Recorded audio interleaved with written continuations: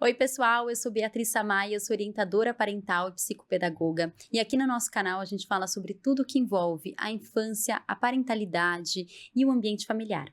Para mim, infância e família são as bases de uma sociedade e a base de todos os seres humanos. Os conflitos, eles são inevitáveis dentro de qualquer casa, dentro de qualquer família. Os conflitos acontecem porque nós somos humanos, porque nós somos diferentes, porque nós viemos de famílias diferentes, porque nós temos personalidades diferentes, demandas diferentes, responsabilidades diferentes, né? Expectativas diferentes, porque algumas vezes nós estamos em fases de vida diferentes. Então, os conflitos são normais. Eles acontecem, mas há uma forma de lidar com esses conflitos que é uma forma que gera uma oportunidade de conexão, de harmonia, de aprendizado para todos da casa. Há uma forma de lidar com os conflitos que não seja através da guerra, através de um perde e um ganha. Existe uma forma de lidar com os conflitos dentro das nossas casas como time. É uma forma da gente lidar com os conflitos com base no amor e no respeito. Então a gente vai falar sobre isso hoje. Primeiro é importante lembrar que os conflitos não são sinônimo de fracasso familiar. Eles acontecem porque existem expectativas diferentes, personalidades diferentes, como a gente falou. Por exemplo, uma criança. A criança ela ainda não tem uma capacidade neurológica de se autorregular, de lidar com uma frustração. Então, isso pode gerar um conflito. Os adultos, né, marido e mulher, muitas vezes podem estar sobrecarregados. Então, a gente acaba reagindo de uma forma muito mais automática do que intencional. Então, eles acontecem devido a diversos motivos, mas eles não são sinônimo de fracasso familiar. Agora, como a gente lida com esses conflitos que faz toda a diferença. Como a gente escolhe lidar com um momento difícil, quando a gente escolhe deixar de reagir e passar a agir, isso que vai fazer toda a diferença na resolução dos problemas e das dificuldades dentro das nossas casas. Quando pensamos em conflitos, normalmente pensamos em um ganha e um perde, como se fosse uma batalha mesmo, né? E eu gosto dessa palavra batalha porque ela é forte. E olha que loucura a gente pensar em um conflito com o nosso marido, que é o nosso parceiro de vida, um conflito com o nosso filho, que é o nosso filho, como uma batalha, em que um tem que ganhar e o outro tem que perder. Não faz muito sentido, não é? Que se a gente começar a olhar o conflito não como uma batalha, mas sim como eu e o meu marido do lado, ou eu e o meu filho do lado, e o problema e o desafio do outro lado, né? Porque normalmente a gente coloca o marido ali, eu aqui, o filho ali, eu aqui, mas e se a gente se juntar e colocar o problema do outro lado, né? Para a gente fazer isso, a gente precisa mudar algumas formas de compreender e de enxergar as situações. A primeira delas é a gente pensar no outro, né? Pensar que talvez a necessidade do outro seja diferente da minha. Talvez a expectativa do outro seja diferente da minha. Então, por exemplo, quando o seu filho grita ou age de uma forma desafiadora, quando ele te desobedece, por exemplo, que tal ao invés de você já chamar o seu filho de desobediente, de mal educado, de difícil, você pensar, acho que tem alguma coisa aqui que a gente precisa olhar. Por que será que meu filho está fazendo isso? O que será que o meu filho está tentando me comunicar? A mesma coisa com seu parceiro, seu marido discorda de você. Opa, peraí, ao invés de pensar, ele está me atacando, ele não está me valorizando, que tal pensar, quais são as necessidades dele? O que será que para ele é importante nessa situação? Sair do eu e olhar para o outro é difícil. É difícil porque a gente não foi acostumado a lidar, a fazer esse exercício, né? Quando a gente pensa em inteligência emocional, é um assunto recente. Nós não tivemos isso na nossa infância, né? E a gente tem um desafio que é aprender e ensinar aos nossos filhos ao mesmo tempo. Mas, para a gente desenvolver essa inteligência emocional, a gente precisa se colocar um pouquinho no lugar do outro. A gente precisa sair um pouquinho da nossa perspectiva e compreender que a perspectiva do outro também é válida, também é importante, né? O seu filho, ele não é mal educado, ele não é birrento, ele está tentando te comunicar algo. O seu marido, ele não é folgado porque ele chegou e deitou no sofá. Talvez ele esteja cansado, talvez ele esteja sobrecarregado, talvez ele esteja precisando de um pouco de afeto. Né? Então a gente precisa sair um pouquinho do nosso eu, de achar que é tudo sobre o que a gente está sentindo, sobre o que a gente precisa e começar a olhar um pouquinho para o próximo. Quando a gente muda essa visão, a gente começa a entender que, opa, peraí, Eu quero uma coisa, mas o outro também quer.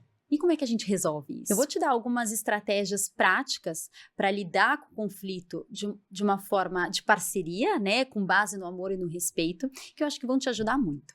A primeira estratégia, a primeira ferramenta, vamos dizer assim, é pause antes de agir. A gente é muito acostumado a reagir de forma automática.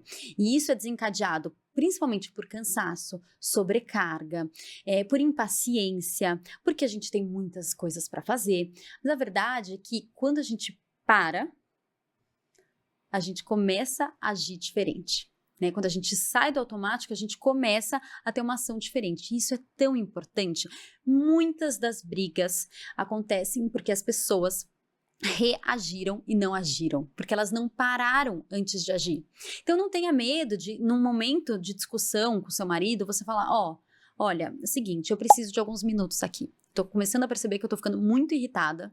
Eu prefiro tirar alguns 5 minutinhos aqui para eu respirar, para eu pensar um pouquinho, antes de eu falar alguma coisa que eu vou me arrepender.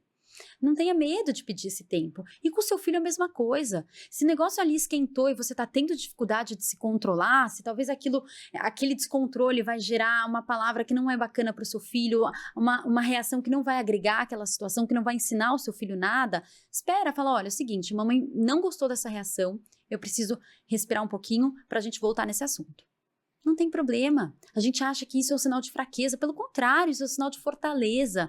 Isso é um sinal de fortaleza sua, de você se preservar e também de você cuidar do próximo. Porque quando a gente para falar, opa, peraí, eu quero respirar antes de agir, a gente está cuidando do próximo, porque a gente está cuidando das palavras que vão sair da nossa boca, para não magoar o próximo, né? Para serem palavras que engrandecem, que agregam e não palavras que destroem. A segunda estratégia no meio sentimentos que estão acontecendo. Olha, filho, eu tô vendo que você ficou muito frustrado porque você não pôde, não sei, porque você teve que sair da pracinha, porque você teve que ir embora daquela brincadeira. Eu vi que você ficou frustrado. E com seu marido igual. Olha, amor, eu vi que você ficou muito chateado porque não conseguiu resolver isso ou porque a gente não conseguiu sair para jantar, não sei, né, dando exemplos aqui. Isso já dá uma acalmada nas emoções na hora do conflito, porque a pessoa começa a sentir que ela está sendo vista. Opa, eu estou sendo vista pelas minhas emoções. E estar chateado, estar frustrado, estar bravo, não é uma coisa ruim. A gente tende a rotular uma frustração, a raiva, a tristeza como emoções negativas, mas elas não são negativas. O que é negativo é o que a gente faz com essas emoções. A terceira estratégia é ouça de verdade. Ouça o que o seu filho está tentando te comunicar. E no caso das crianças é um pouco mais desafiador. Eu vou te falar aqui com os adultos também, porque nem todos os adultos conseguem comunicar o que eles estão precisando e sentindo. Mas no caso das crianças, ouça de verdade. Tente entender o que aquela birra está querendo te comunicar. Tente entender o que aquela desobediência significa na relação de vocês, o que talvez precise ser ajustado ali, porque a criança ela não tem essa capacidade de autoanálise, ela não consegue ainda olhar para dentro dela e falar, eu fiquei bravo, não. Ela não sabe nomear as coisas e ela não sabe perceber o que ela está sentindo. Então, ouça de verdade, ouça com o seu coração, e ouvir de verdade significa esquecer um pouquinho a sua opinião, esquecer um pouquinho o que você acha daquela situação. A quarta estratégia é trabalhe juntos para uma solução. Isso é muito legal quando a gente pensa nas crianças, né? Ao invés de você simplesmente dar uma resposta, dar a solução, filho, olha, eu tô vendo que você tá tendo muita dificuldade de parar de brincar e sentar na mesa para jantar. Isso quando a criança é um pouco mais velha, obviamente, né? Como é que a gente pode resolver isso? Como é que eu posso te ajudar nesse problema? Ou filho, eu tô vendo que você tá tendo muita dificuldade de arrumar sua cama todo dia de manhã. Como é que a gente pode resolver esse problema? O que você sugere? Vamos fazer um calendário? Vamos fazer um calendário de rotina da manhã, né? Então, assim, envolva o seu filho na decisão. E isso vale para a relação marido e mulher também. Envolva o seu marido na decisão. Olha, é o seguinte, para mim tá muito difícil, eu tô muito sobrecarregada, eu tô precisando de ajuda à noite, mas eu sei que você também não consegue chegar todas as noites, ou eu sei que você chega à noite muito cansado. Como será que a gente resolve isso? Como será que a gente resolve isso? É muito diferente de você não me ajuda. Você percebe que quem recebe essas frases, ela se sente, ou ela vai se sentir parte de um todo né, e vai cooperar para ajudar, ou ela vai se sentir acusada e aí ela vai se retrair ou ela vai atacar.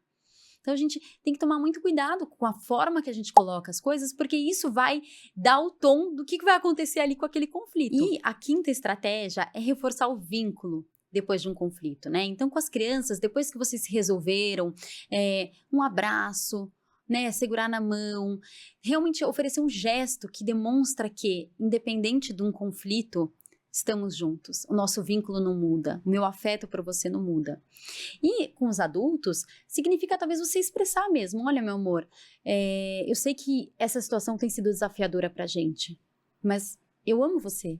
E eu sei que a gente vai resolver juntos. Então, reforçar o vínculo depois de um conflito é muito importante. Essas 5 estratégias eu vou repetir para a gente lembrar. Pause antes de agir. Nomeie os sentimentos, né, e as necessidades do outro e suas também. Ouça de verdade. Trabalhe em soluções juntos e reforce o vínculo após o conflito. São 5 estratégias que mudam completamente a forma que a gente lida com conflitos sociais, vamos dizer assim, nas nossas vidas e principalmente dentro das nossas casas. A paz no lar não é a ausência do conflito. Né? Quando a gente fala de um lar pacífico, um lar em harmonia, não significa um lar que não tenha conflitos. Significa um lar em que, independente se tem conflitos ou não, a base é o amor e o respeito. E a gente só vai chegar nesse amor e respeito quando a gente abre um pouco mão da nossa visão e a gente se coloca no lugar do outro. E eu quero te lembrar que a paz, ela não vem de fora para dentro. A paz, ela começa de dentro para fora.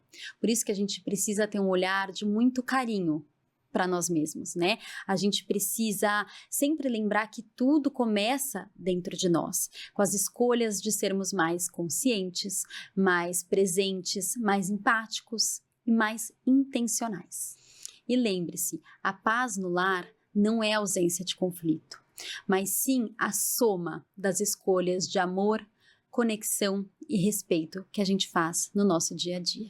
Espero que você tenha gostado desse vídeo, que tenha se sentido tocado para mudar um pouquinho a forma que você lida com os conflitos na sua vida e que isso tenha te motivado a ter um lar mais pacífico, mais harmônico e não perfeito. Né? É muito importante a gente sair dessa visão de perfeição, porque ela não é atingível e nem é onde a gente quer chegar. Eu falo que quando a gente chegar na perfeição, é porque a gente já está pronto para ir para um outro nível, né? Para estar mais perto de Deus. Então, obrigada por terem acompanhado até aqui. Eu queria pedir para vocês compartilharem, curtirem, comentarem, porque faz muita diferença para o meu trabalho. O YouTube, quando a gente começa a comentar, quando a gente interage, o YouTube vê que é um conteúdo legal, que as pessoas gostam e ajuda a promover o nosso canal. Então, muito obrigada e até a próxima!